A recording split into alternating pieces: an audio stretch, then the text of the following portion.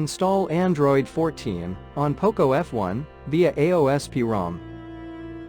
Please check the description for important notes and all the download links. First download ROM and GApps packages, then transfer the downloaded files to the phone storage. Link is in the description below. Step 2.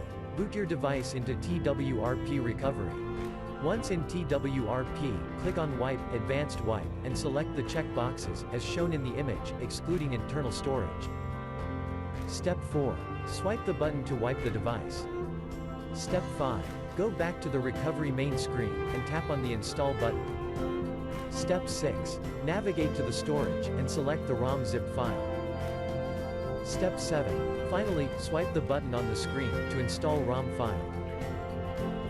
Step 8. Flash the GApps zip package, in the same manner. Step 9. After GApps flashing completes, select Wipe Cache and Dalvik from bottom left side of screen, and swipe to wipe. Step 10.